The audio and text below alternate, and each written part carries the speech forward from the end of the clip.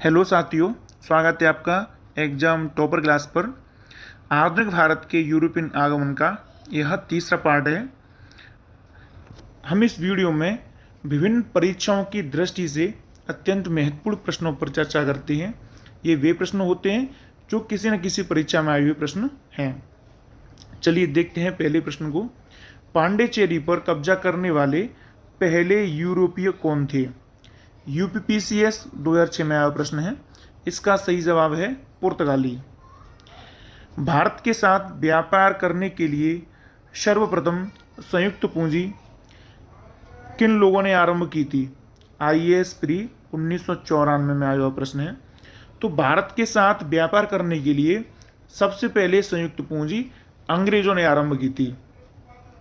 British east India company की स्थापना merchant adventure नामक दल ने की थी और मर्चेंट एडवेंचर नामक दल के 125 सदस्यों की इसमें हिस्सेदारी थी। इन्होंने संयुक्त रूप से यानी संयुक्त पूंजी से ब्रिटिश ईस्ट इंडिया कंपनी की स्थापना 1599 ईस्वी में की थी। तो सबसे पहले संयुक्त पूंजी अंग्रेजों ने यानी कि ब्रिटेन के लोगों ने आरंभ की थी।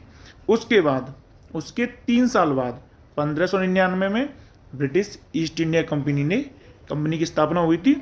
उसके 3 साल बाद 1602 ईस्वी में डच संसद ने संयुक्त पूंजी से, ठीक है साथियों, संयुक्त पूंजी से डच ईस्ट इंडिया कंपनी की स्थापना की थी। तो दूसरे नंबर पे कौन था? डच लोग थे। लेकिन साथियों ऑप्शन में अंग्रेज नहीं है, इसलिए इसका सही जवाब डच होगा।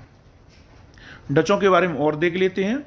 डच ईस्ट इंडिया कंपनी को 21 वर्षों के लिए व्यापार करने का अधिकार मिला था, जबकि ब्रिटिश ईस्ट इंडिया कंपनी को 15 वर्षों के लिए अधिकार दिया गया था। अब डच किसे कहते हैं? हॉलैंड या नीदरलैंड के निवासियों को डच कहा जाता है। साथियों डच ईस्ट इंडिया कंपनी का जो मूल नाम था उसका नाम बेरजिंडे ओस्ट इंडीज कंपनी था। डचों ने अपनी पहली फैक्ट्री मुसलीपट्टनम में 1605 ईस्वी में खोली थी। डचों की पुलिकट फैक्ट्री को, यानी डचों की जो पुलिकट में फैक्ट्री थी उसको गोल्डरिया का किला कहा जाता था। डचों ने 1653 ईस्वी में चिंसुरा में गुस्ताव फोर्ट का निर्माण करवाया था। ठीक है साथियों, देखते हैं अगले प्रश्न को। निम्नलिखित यूरोपीय व्यापारिक कंपनियों में से किसने सूरत में सर्वप्रथम अपना कारखाना स्थापित किया था? यूपीपीसीएस 2011 में आया हुआ प्रश्न है। सबसे पहले सूरत में किसने अपना कारखाना स्थापित किया था? इसका सही जवाब है ऑप्शन बी, अंग्रेज। अंग्रेजों ने 1613 ईस्वी में सूरत में अपना कारखाना स्थापित किया था। उसके बाद डचों ने 1616 ईस्वी में सूरत में अपना कारखाना स्थापित किया था। उसके बाद फ्रांसीसियों ने 1668 ईस्वी में सूरत में अपना कारखाना स्थापित किया था। साथियों एग्जामिनर केवल सूरत में सबसे पहले कारखाने के बारे में पूछ रहा है, न कि भारत के बारे में। देखते हैं अगले प्रश्न को। अंग्रेजी शासनकाल में भारत का कौन सा क्षेत्र अफीम उत्पादन हेतु प्रसिद्ध था? बीपीएससी प्री 1995 और बीपीएससी प्री 2005 में आया हुआ प्रश्न है। इसका सही जवाब है बिहार। किस युद्ध के बाद डच ईस्ट इंडिया कंपनी का भारत से अंत हो गया था?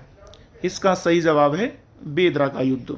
साथियों 1759 ईस्वी के बेदरा के युद्ध ने डचों को भारतीय व्यापार से अलग कर दिया था। यानी कि बेदरा का युद्ध था वो डचों और अंग्रेजों के मध्य हुआ था, जिसमें यह तय किया गया था कि भारत के अंदर व्यापार अंग्रेज करेंगे और डच इंडोनेशिया जैसे क्षेत्रों में व्यापार करेंगे। ठीक है साथियों, डचों ने पुलिकट मुख्यालय से भगवान वेंकटेश्वर के चित्र वाले सोने के पैगोडे सिक्के जारी किए थे। ठीक है साथियों, ये भी याद रखने वाला पॉइंट है। डचों ने भारतीय वस्त्रों को अधिक वरीयता दी थी।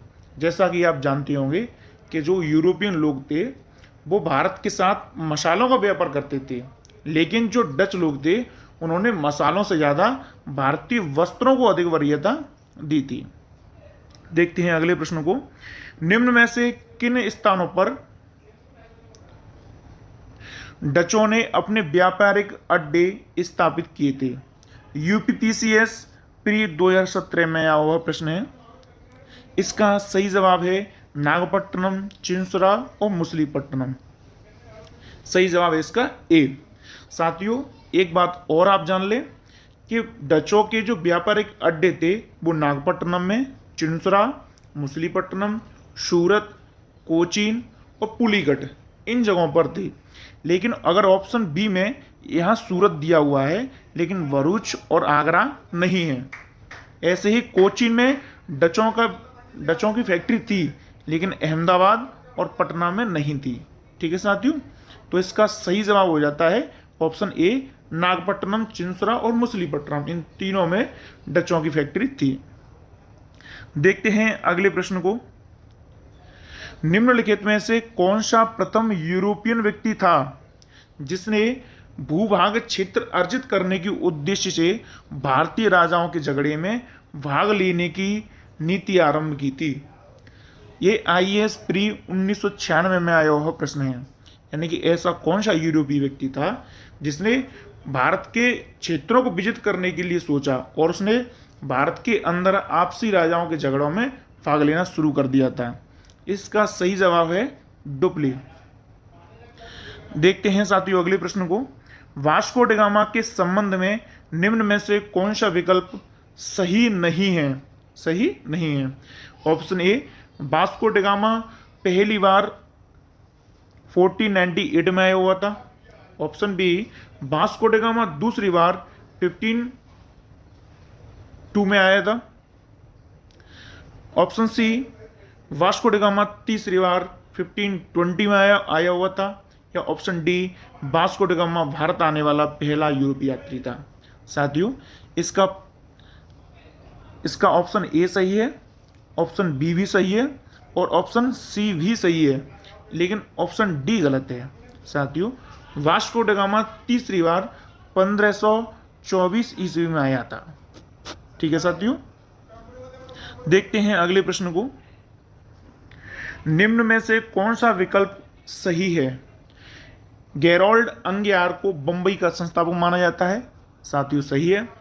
जॉब चोर्नोक को कलकत्ता का संस्थापक माना जाता है। ये भी सही है। फ्रांसिस डेगो मद्रास का संस्थापक माना जाता है। ये भी सही है।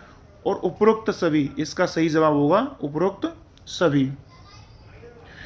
भारत में ब्रिटिश साम्राज्य का संस्थापक किसे माना जाता है? यूके यानी कि उत्तराखंड, यूडीए, एलडीए प्री 2007 में आया वो प्रश्न है। इसका सही जवाब है लॉर्ड क्लाइव।